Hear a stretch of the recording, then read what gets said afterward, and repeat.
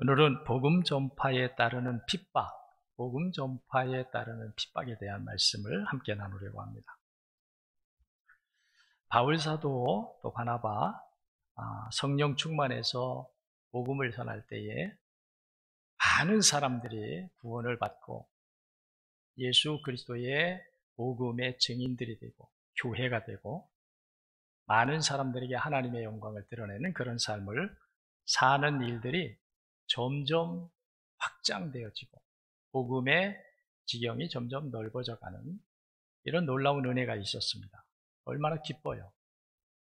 바울도 기쁨으로 전하고 모든 초대교회 성도들이 기쁨으로 복음을 전하는 삶을 살았습니다. 그로 말미암아 복음은 빠른 시간에 많은 사람들에게 전파되고 그 중에 하나님의 택함을 받은 사람들이 부름을 받고 구원받는 역사가 일어나게 되었죠. 그런데 이렇게 복음을 전하면서 복음은 기쁜 소식이거든요. 이 좋은 복음을 전하는데 환영받으며 전하는 것이 아니라 사람들로부터 호응을 얻으면서 박수 받으면서 어서 오십시오 하는 가운데 복음을 전하는 것이 아니라 많은 핍박과 박해가 복음을 전한 이들에게 바울 사도 바나바 말할 것도 없고 초대교회 성령 받고 복음을 전하는 많은 초대교회와 성도들이 핍박과 박해를 겸하여 받게 되었다는 거예요. 우리가 생각할 때 복음은 기쁜 소식이거든요. 지난번에 말씀드렸듯이 유앙겔리온이라고 하는 것은 천국의 길, 구원의 길, 영생의 길을 우리에게 소개해 주는 거예요. 사는 길이 있다는 거예요. 제사함 받는 길, 구원받는 길, 영생에 이른 길이 있다고 하는 이 기쁨의 복된 소식을 전하여 주는 것이 복음이니까. 그러면 이 복음이 참 좋은 거잖아요. 그런데도 복음을 전할 때마다 많은 박해와 핍박이 복음을 전하는 자들에게 따라오게 되었다는 거예요. 오늘 그 말씀을 나누고자, 두 가지로 오늘 말씀을 나누고자 하는데 왜 복음을 전할 때 고난이 따라오는가 하는 것과 그 다음에는 이 복음을 전하면서 고난받을 때에 이 복음을 전한 전도자의 자세는 어떠해야 하는가 하는 것에 대해서 두 가지로 오늘 말씀을 나누면서 은혜를 나누고자 합니다. 첫째로 복음을 전하는 일에 왜 고난이 따르느냐는 거죠. 하나님의 입장에서 볼 때에 복음은 모든 사람이 들어야 하고 믿어야 하고 받아야 할 거예요. 그래서 구원을 받아야 되는 거죠.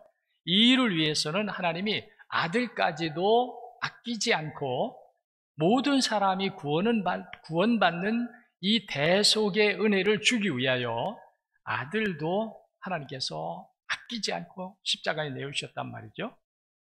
그러면 이 복음이 모든 사람들에게 빨리 들어가고 복음이 저항 없이 박해 없이 많은 사람들에게 순리적으로 그들이 막 박수치며 감사하며 호응하면서 환영하면서 복음을 받아들여야 되는데 이런 복음이 이렇게 사람을 구원하고 영생에 이르게 하고 천국에 이르게 하는 이 복된 기쁨의 복음이 왜 사람들에게 저항을 받고 핍박을 받고 박해를 받을까? 그것은 뭐냐면 근본적으로는 주인이 있어요. 이미 사람들에게는 주인이 있어요. 주인. 그 주인이 누구냐면 악한 영이에요.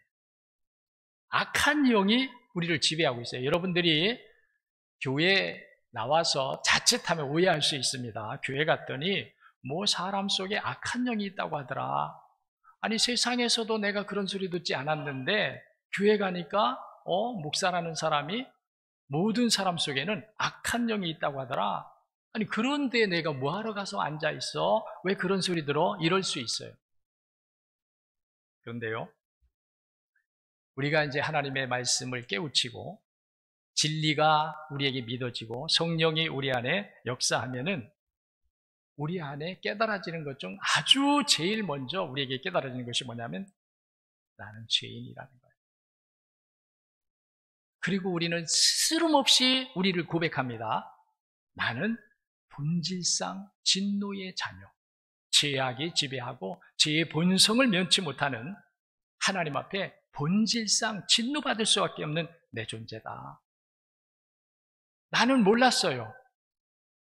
복음이 아니었더라 몰랐어요. 하나님이 예수 그리스도를 이 땅에 보내시고 우리에게 구원의 역사를 이루어주지 않으셨다면 우리는 까맣게 모르고 살았을 거예요. 그런데 그 복음을 우리가 받아들이고 보니까 왜 우리가 복음을 받아들이지 않으면 안 되는지 그걸 절실하게 하나님의 말씀이 우리에게 들어와서 어둠 속에 빛이 들어가면 어둠이 물러가듯이 죄의 본질을 가지고 있던 우리 안에 하나님의 생명의 진리, 구원의 진리가 들어오니까 우리 안에 있던 이 악한 죄의 본성이 드러난 거예요.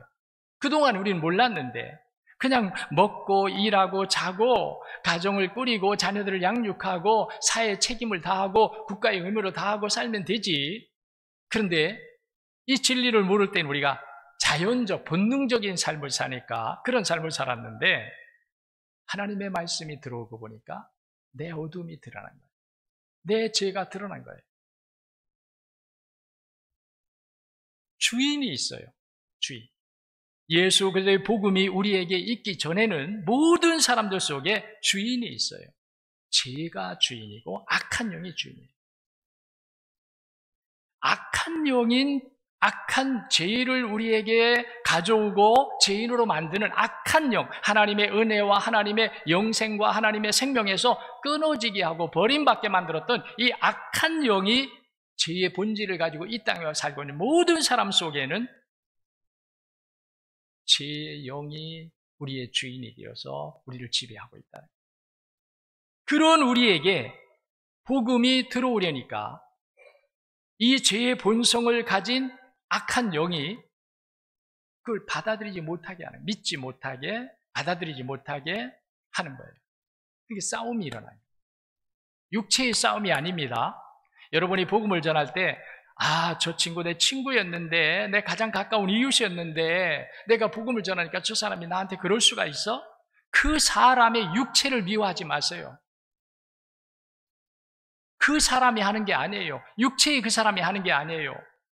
보이지 않는 그 사람 속에 보이지 않는 주인이 있는데 그 주인이 죄의 본성을 가지고 우리를 죄인으로 만들고 죄에 떨어지게 만드는 악한 영이 지배하고 있다는 거예요.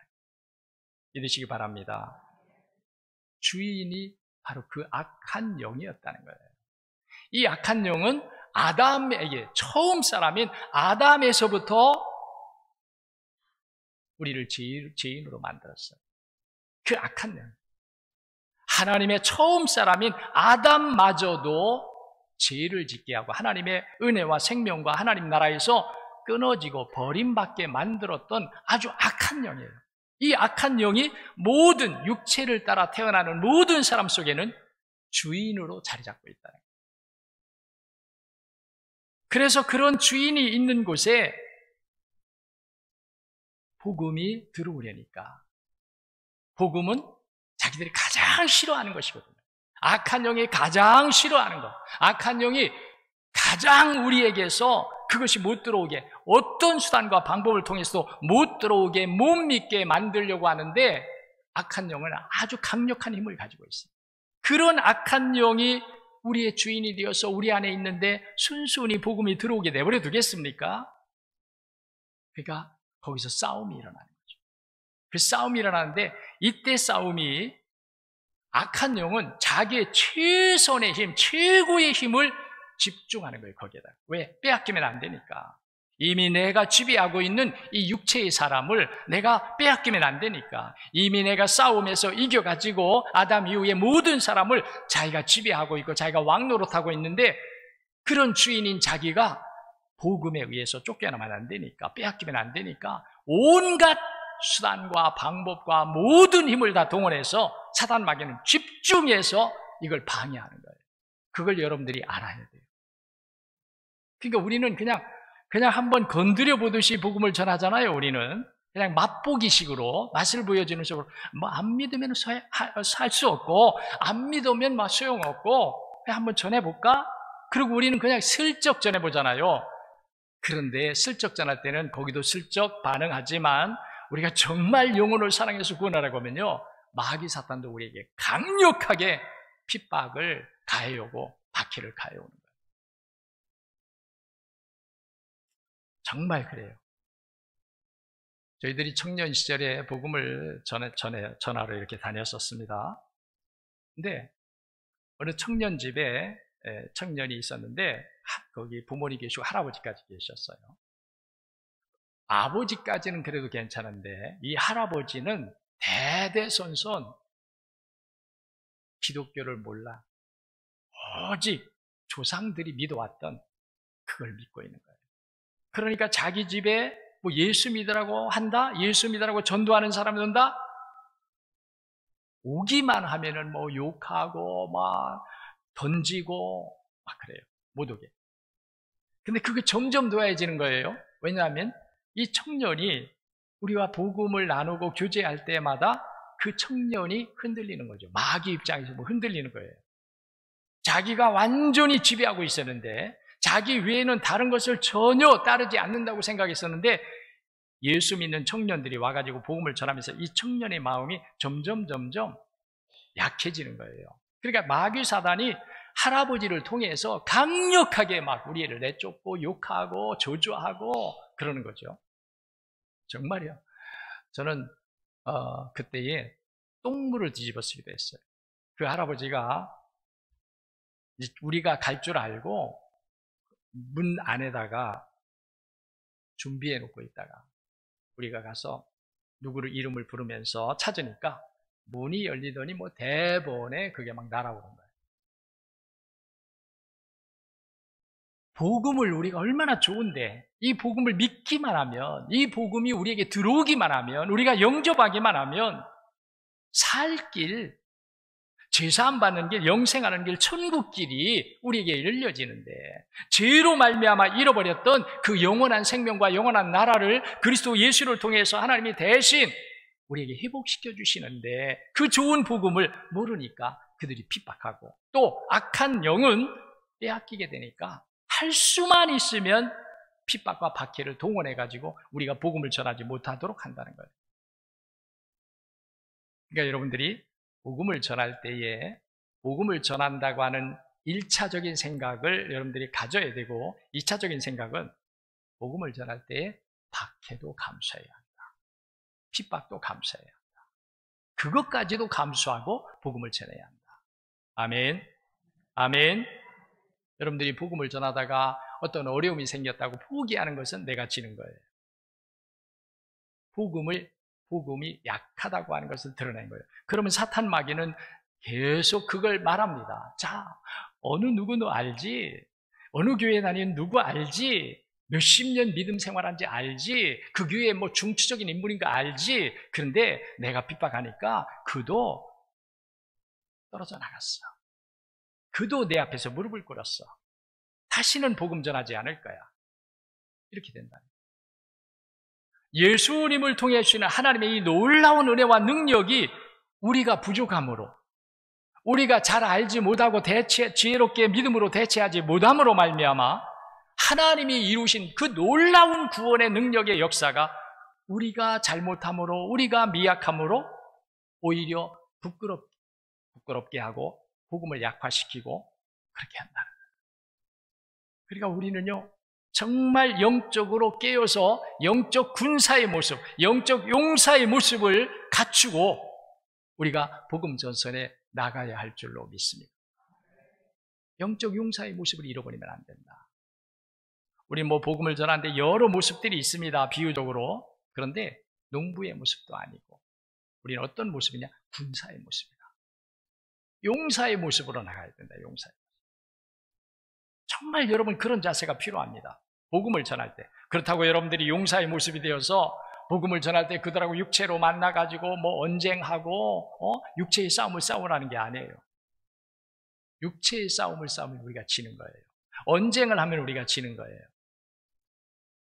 우리는 그럴 때마다 예수님도 고난받으셨음을 기억해야 돼요.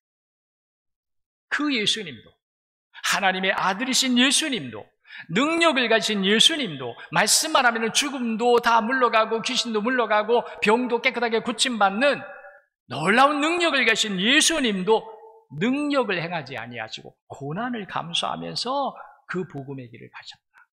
그러므로 이루셨다는 거예요. 예수님은 능력으로 구원의 역사를 이루신 것이 아니라 십자가의 고난받으심으로 구원의 역사를 이루셨어요. 그러므로 그 복음을 전하는 우리, 그 복음으로 구원받은 우리, 그 복음의 증인이 되어서 그 복음을 세상 가운데 전해야 될 우리도 환영받고 존중받고 하면서 복음을 전하는 것이 아니라 고난 속에서 고난과 함께 우리가 복음의 길을 가며 전도자의 직무를 다하게 된다. 그래서 이제는 우리는 이런 자세를 이상히 여기지 말고 복음을 전하는데 왜 이런 일이 오는 거야? 응? 이 생명을 살리는 복음, 천국을 선물로 주는 복음, 영생에 이르게 하는 이 좋은 복음인데 왜 저들이 우리에게 돌 던지고 왜 욕하고 침뱉고 왜 비난하는 거야? 이렇게 생각하지 말고요. 예수님도 복음을 위해서 고난받으심으로 이루셨다. 예수님. 할렐루야. 예수님도 고난받으심으로 이루셨다. 예수님도 영광받으심에 이루신 것이 아니다. 예수님도 환영받으면서 이루신 것이 아니다. 예수님도 고난받으시면서 복음을 이루셨다. 그 복음에 후예된 우리도 역시 마찬가지로 복음을 전할 때 우리도 고난이 따라온다. 고난 속에서 복음을 전한다. 믿고 행하시기를 축원합니다. 믿고 행하시기를 축원합니다. 고난이 두렵다고 여러분들이 복음을 거둬들이지 말고 복음을 안전하면 편하니까 복음을 안전하려고 하는 마음이 아니라 고난이 있음을 알고 고난이 우리 앞에 버티고서 있을지라도 우리는 그것을 무서워하지 말고 복음을 전하려고 하는, 그러면 하나님께서 우리로 하여금 승리하게, 하나님께서 물리쳐 주시고 하나님께서 이기게 하시는 이런 은혜를 주신다는 것을 믿고 복음을 전하시기를 축원합니다. 그 다음에 두 번째로는요, 복음을 전하는 이 바울 사도와 바나바는 두려워하거나 염려하지 아니하고 오히려 기뻐했고 성령 충만했다는 거예요. 이렇게 핍박이 심한데도 불구하고 어디서 복음을 전하다가 거기가 도저히 있을 수 없어서 쫓겨나시 다른 지역으로 가는데도 불구하고 바울과 바나바는 기쁨이 넘쳤고 성령 충만했다는 거예요. 오늘 52절 마지막 절입니다. 다 같이 한번 읽어보겠습니다. 52절 다 같이 시작. 제자들은 기쁨과 성령이 충만하니라.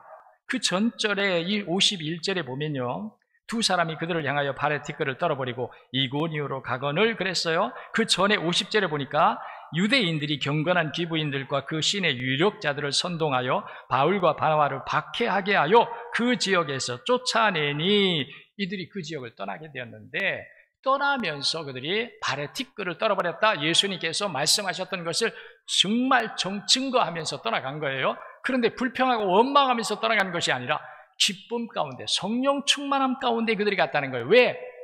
그들은 쫓겨난다고 생각하는 것이 아니라 하나님은 우리로 하여금 또 새로운 사람들, 또 새로운 지역으로 가서 더 많은 영혼을 구원하라고 우리를 여기서 다른 지역으로 이동시켜 주신다고 믿은 거예요. 핍박으로 받은 것이 아니에요. 핍박으로 쫓겨난다고 생각하는 것이 아니에요. 더 많은 사람들이 복음을 만나야 하고 더 많은 지역이 복음을 받아들여야 하기 때문에 더 많은 사람들, 더 많은 지역으로 하나님이 우리를 보내시는 것이다. 우리의 생각이, 사람의 생각은요, 천차만별이거든요. 어떤 일을 만날 때 사람의 생각이 천차만별이에요. 코로나를 만날 때 코로나를 대하는 사람들의 생각이 천차만별이듯이 우리가 어떤 어려움을 만날 때, 복음을 전하다가 어려움을 만날 때 그 어려움을 만나는 사람들의 생각은 다양합니다. 근데 정말 하나님의 은혜가 있는 사람은 그걸 보면서 부정적으로 보지 않아요. 부정적으로 보는 것이 아니에요. 믿음이 없는 사람, 하나님의 영이 역사하지 않는 사람은 자기가 보죠. 자기가 볼 때는 두려워요. 자기가 볼 때는 부정적이에요. 자기가 볼 때는 못하는 거예요. 그래서 10명의 보고자들, 민수기에 우리가 보면은 40일 동안 가나안 땅을 정탐하고 돌아와 보고할 때 10명의 보고자들은 자기가 보고하는 거예요. 자기 지식으로, 자기 경험으로, 거짓말하는 게 아니거든요. 그들이 볼 때 사실이에요. 그들이 볼 때 그게 정확한 거예요. 그들은 자기가 가진 지식과 경험으로 보고하는 거예요. 근데 여호수아와 갈렙은 다르죠. 그래서 제가 지금 이 말씀 드리는 거예요. 어떤 일을 만날 때 우리가 어떻게 그걸 바라보느냐, 내가 보느냐, 주님이 보느냐, 내 지식으로 보느냐, 믿음으로 보느냐, 내 경험으로 보느냐, 하나님의 언약으로 보느냐, 너무 달라요. 그래서 이 제자들도 바울과 바나바도 쫓겨났다고 생각하는 것이 아니에요. 쫓겨났다고 생각하면 우리가 다음에 또 어디로 가지? 길이 막혔다고 생각할 거예요. 쫓겨난다고 하면 복음을 전할 능력을 상실했을 거예요. 절망했을 거예요. 못해 이제 우리 이랬을 거예요. 근데 제자들은 기쁨과 성령이 충만했다고 해요. 부정적으로 본 것이 아니에요. 하나님이 우리를 더 새로운 사람들, 더 많은 사람들, 더 많은 지역, 어서 속히 복음이 전파되어서 하나님이 구원받기 원하시는 많은 영혼들을 구원하도록 하기 위해서 하나님이 우리를 또 다른 곳으로, 또 새로운 지역으로 우리를 보내신다. 이렇게 바라봤다는 거예요. 오늘 우리도요, 믿음으로 바라볼 줄 알아야 합니다. 언약의 차원에서 해석할 줄 알아요. 언약의 차원에서. 내 지식과 경험으로 해석하려 하면요, 엉뚱한 길로 갑니다. 부정적인 길로 갑니다. 불신의 길로 갑니다. 불순종의 길로 갑니다. 왜? 나는 그럴 수밖에 없어요. 죄의 본성을 가진 우리는 그럴 수밖에 없어요. 우리 안에 하나님의 진리의 말씀이 없다면, 우리 안에 하나님이 깨우치시는 성령의 역사가 없다면 우리는 다 내가 주인이 되어서 내가 가진 지식과 경험으로 하다 보니까 우리는 모태, 불순종, 내 뜻대로 그렇게 살게 돼요. 그래서 여러분들이 말씀을 들을 때마다 은혜 받아야 한다는 거예요. 생각이 달라지고, 보는 것이 달라지고, 해석하는 것이 달라지고, 안목이 달라지고, 모든 많은 사람들이 부정적으로 볼 때에 우리는 부정적으로 보는 것이 아니라 이것도 하나님의 뜻이다. 이것도 우리에 대한 하나님의 계획이다. 우리가 알지 못하지만 우리가 다 하나님의 뜻을 알아서 아멘 하나요? 알아서 믿나요? 하나님의 말씀이기 때문에, 변함없는 하나님의 말씀, 반드시 약속하시고 말씀하신 것은 이루시는 신실하신 하나님, 말씀하신 것은 온전하게 이루시는 전능하신 하나님의 말씀이기 때문에 우리는 그 말씀 자체를 믿고 순종하는 거예요. 믿고 아멘하는 거예요. 오늘도 여러분, 아멘의 은혜가 다시 한번 깨달아지기를 축원합니다. 아멘은 여러분이 할 수 있어서 하는 게 아니라고 그랬어요. 아멘은 하나님을 믿는다는 우리의 믿음의 증거예요. 하나님이 하실 줄 믿는다는 거예요. 그래서 우리는 아멘 하는 거예요. 그 믿음에 하나님이 역사하시는 겁니다. 그 믿음에 아멘 할 때 하나님이 역사하는 거예요. 왜? 하나님은 우리의 형편과 처지를 따라 하시는 분이 아니에요. 가난한 사람 하나님이 다 도와주고 싶어요. 병든 사람 고쳐주고 싶어요. 어둠 속에 있는 사람 다 건져주고 싶어요. 하나님 형편과 처지를 보고 하시는 분이 아니다. 하나님은 우리의 믿음을 보시고, 이방인일지라도, 용서받을 수 없는 죄인일지라도, 모든 사람이 다 저 사람은 다 죽어야 돼, 아주 중한 형벌을 받아 죽어야 돼 하는 악한 사람도 믿음을 보이기만 하면 하나님은 거기에 은혜를 내려주신다는 거예요. 그러니까 이 핍박을 받고 있던 바울과 바나바는 오히려 기뻐했다고 그랬어요. 왜 기뻐했을까요? 성령이 그 안에 계시다는 증거예요. 여러분, 핍박이 올 때 즐거워할 수 있는 사람은 없습니다.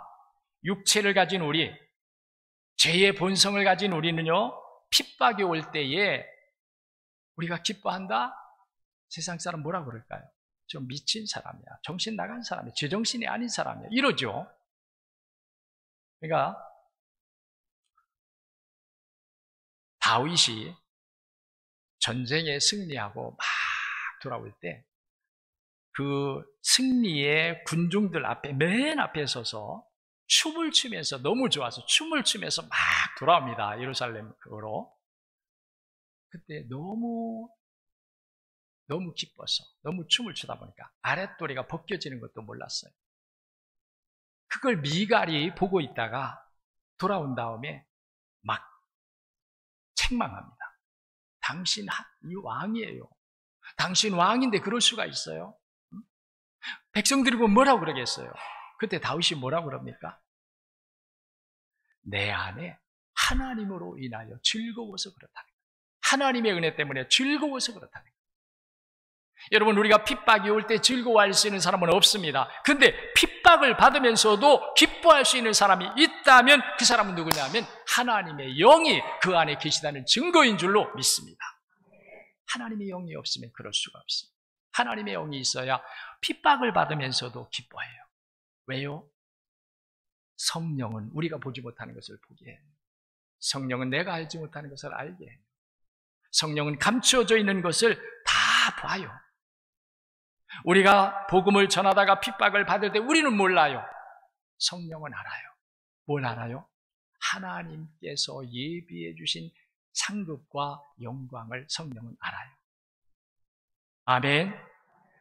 우리는 못 봐요. 우리는 뭐만 봐요? 고난만 봐요. 고통만 봐요. 현실만 봐요. 아픔만 느껴요. 그런데 내 안에 계신 성령은 나로 하여금 하늘의 상급을 바라보게 합니다. 하늘의 영광을 바라보게 하는 거예요. 성령이 계시다는 증거예요. 아멘. 우리가 복음을 전하다가 고난을 받을 때 거기에 우리가 휩쓸리고 나약해지고 절망하고 포기하고 하는 사람은 그는 하나님의 사람이 아닌 거예요. 정말 하나님의 사람은요, 오늘 바울과 바나바가 그랬듯이 정말 하나님의 사람, 성령의 사람, 복음에 합한 사람은 그런 속에서 복음을 전해요. 그런 속에서. 그런 말이 있어요. 복음은 핍박을 먹으면서 커간다. 복음은 환영을 먹으면서 커가는 게 아니에요. 복음은 복을 받으면서 커가는 게 아니에요. 요즘 우리가 정말 느낍니다. 복을 받을수록 잘못되기 쉬워요. 복을 받을수록 타락하기 쉬워요. 복을 받을수록 교만하기 쉬워요. 복을 받을수록 자기가 주인 되기 쉬워요. 정말 우리가 정신 차려야 되고 깨달아야 됩니다. 그래서 바울은 성령이 그 안에 계셨기 때문에 주의 복음을 전하는데 핍박을 받을 때 두려워하고 떨고 약하고 포기하고 하는 것이 아니라 오히려 기쁨으로 기뻐하면서. 여러분, 상 받을 사람은 기뻐요. 상 받을 사람. 할렐루야. 상 받을 사람 기뻐요. 졸업식을 할 때 상 받는 아이들은 얼굴이 달라요. 상 받을 사람, 대통령의 상을 받을 사람들 보세요. 달라요. 나라의 상을 받을 사람들을 보세요. 달라요. 그런데 우리는 하나님의 상을 받을 자가 된다는 거예요. 이 다음에 여러분들이 하나님 나라에 갔을 때 가장 큰 상을 받는 자가 누구냐고 하느냐 하면 순교자예요. 순교자. 순교자는 누구예요? 주를 위해 복음을 위해서 자기 생명을 바친 사람들이에요. 거부하면 살아요. 거부하면. 복음을 거부하면 살아요. 복음을 부인하면 살아요. 복음을 부인하면 오히려 세상 권세를 얻을 수 있어요. 세상 쾌락을 얻을 수 있어요. 세상 능력을 얻을 수 있어요. 요셉이 그랬잖아요. 보디발의 부인이 자기를 유혹할 때 그 유혹을 들어주면요, 요셉은 거기서 모든 좋은 것을 다 누리며 살 수 있어요. 육체적으로, 세상적으로. 그런데 요셉은 그 안에 하나님의 영이 살아있어요. 하나님의 영이 살아있으니까 자기가 이 여인의 청을 거부할 때 어떤 대가가 돌아오고 어떤 일들이 돌아올지를 알아요. 그런데도 불구하고 그에게 말합니다. 나는 하나님 앞에 범죄할 수 없다. 나는 하나님 앞에 범죄할 수 없다. 당신의 청을 들어줄 수 없습니다. 이걸 다른 말로 나는 하나님 앞에 범죄할 수 없다. 그래요. 하나님의 영이 살아있는 사람은 사람과의 관계 같지만 사람과의 관계로 보지 아니하고 나와 하나님의 관계로 보는 거예요. 믿으시기 바랍니다. 나와 하나님의 관계로 보는 거예요.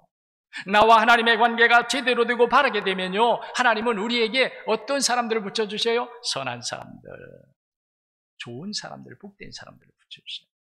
그런데 우리가 하나님 앞에 불순종하고요, 하나님 앞에 범죄하고 하나님 앞에 거역하며 살아보세요. 우리에게 어떤 환경이 와요? 악한 환경이 와요. 생각할 수 없는 고난이 와요. 우리가 정말로 잠 못 자고 두려워하면서 나약해질 수밖에 없는 그런 환경, 그런 사람들, 그런 일들이 우리에게 오게 한다는 거예요.